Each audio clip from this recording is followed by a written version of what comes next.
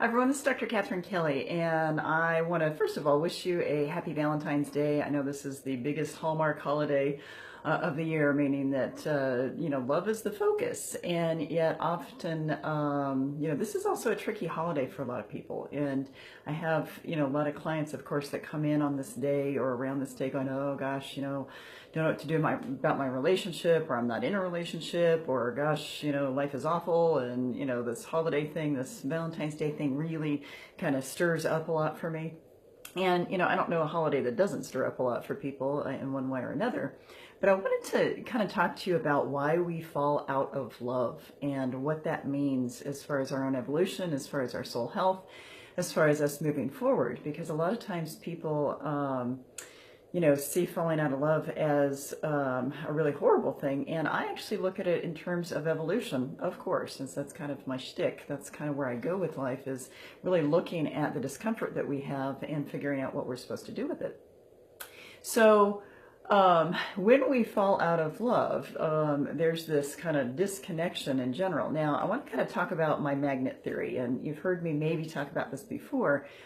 But when we fall in love with someone or something, what we all experience is this magnetic pull. We feel this pull, like, oh my gosh, this is it, this is wonderful. And in my theory, that the bigger the pull, the bigger the lesson. So in other words, that magnetic pull is the universe's way of bringing us together with someone or something, so that we can learn what we're supposed to learn. Otherwise, we wouldn't be drawn to it. Universe has this mysterious way of working, but as I start to figure it out, I want to share this stuff with you because, again, when we fall in love with someone, there's this magnetic pull. So existentially and spiritually and universally, there's this energy that brings us together with folks because we're supposed to learn something about ourselves as a result of being with those people. Same thing with a job, same thing with somewhere we're supposed to travel. If we're drawn to it, then that magnetic pull, that energy that is drawing us to it, is basically the universe's way, God's way, whatever word you want to use. It's that way of bringing us together with that situation, with that person, so that we can experience whatever it is we're supposed to experience, so that we can learn and grow. But what happens when that magnet starts to flip, or has flipped?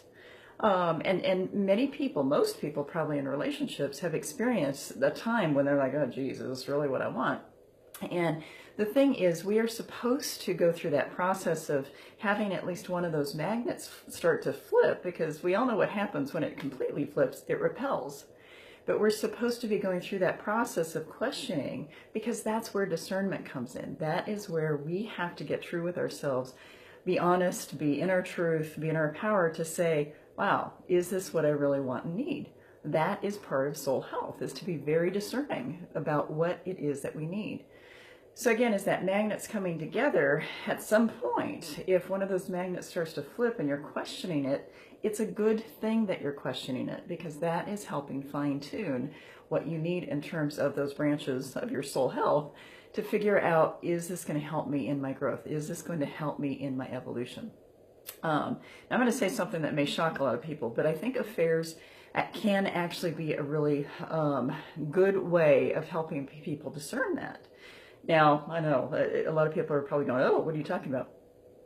To me, when I'm doing couples therapy, or when I'm working with an individual that has experienced the trauma of an affair in one way or another, I talk to them about the fact that it can make or break a relationship, because something had to have been wrong already for that magnet to have flipped enough for a person to go outside of the relationship. So for some reason, it is there to help us learn and grow, if we are able to stay out of victimhood of it and be able to step into, okay, is this what I really want? Is this who I am? Is this something that I can get past? And you have to have both parties be in that place of being willing to look at it very consciously to figure out, is this what I want? So that whole karmic thing, the karmic crack, I call it the karmic crack, that when that crack starts to open, you have to be very, very discerning and very, very aware. Why am I talking about this on Valentine's Day? It's because this is such a loaded holiday. This is one of those holidays that we have all these expectations of, oh my gosh, I have to show love, I have to be on good behavior, I have to take this person out and wine and dine them, I have to have sex and I don't really want to. There's all these expectations around this holiday and what it means. And it's one of those things that it gets very, very sticky for people. So the whole idea of love, to me, in our love consciousness, in our evolution, really should be shown every day. But most of us have been taught a very unhealthy kind of love. I know in my own family, it was a very kind of snarky, sarcastic, negative kind of love. It was a very fearful kind of love. And so we didn't get compliments. I mean, it was just one of those shocking things if we got a compliment. And I'm not dissing my family. I'm just saying that's all they knew. And the whole idea is that we are supposed to evolve beyond our old ideas of what love is, to evolve into a very loving kind of love, without the snarkiness, without the sarcasm, without the disrespect, without the dismissal.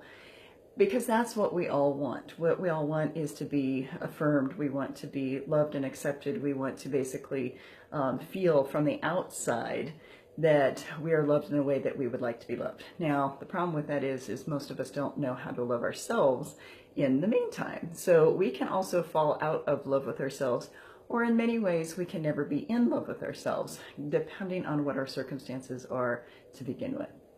So how does this all fit together? You know, on a holiday like this, it's one of those things that it stirs up, like I said, lots of emotions, lots of concerns. And there's a lot of people who are single who are thinking, oh gosh, you know, I have to sit at home, or gosh, I'm embarrassed that I have to be at home, or that I'm not out with someone, or I don't have a love in my life. Same thing. And there's actually a lot of people in relationships. They're like, oh my gosh, I have to go out with this person, or have to give them a card and I don't really mean it. You know, there's so many different things about love that we have to figure out. Now, in the second edition of Soul Health, I added an entire chapter about love consciousness and how important it is basically to learn to love ourselves as a part of our soul health. And so today, as I'm talking about, you know, that cosmic crack and how to work through that and how to stay conscious of what it's supposed to be here for, I want y'all to think about, you know, are you in love or out of love with yourself? Have you ever been in love with yourself? And how is that affecting your relationship with others if you don't love or like yourself? Because that is a huge part of our willingness to actually have a love relationship outside of ourselves. And I think there are lots of unhealthy forms of love out there. And they all mean well, but the fact is, most of us have been taught a very unloving kind of love, a very fearful kind of love, instead of a loving kind of love. So that's why I'm even bringing up this topic today, is to help people understand that we do have to learn true love. We have to learn how to evolve into loving ourselves so that we can love other people, so we don't cause those cosmic cracks. But this is about discernment. This is about awareness. This is about a consciousness perspective. And this is about evolution, which is what I always talk about. So I want you to kind of think about that. Tell me kind of what you are experiencing either today or in your own ideas of love. Would love to hear from you either on the Facebook page here, or you can also send me an email. But I would love to hear some dialogue about what's happening for you on this day, and also in your consciousness of love in general. So I do hope you have a wonderful day, and fill it with love in whatever way that you can, in a way that feels healthy and nourishing and will take you forward. But take some time to reflect about your form of love and whether or not you love yourself as well. That's a key part of your own soul health. So have a great day.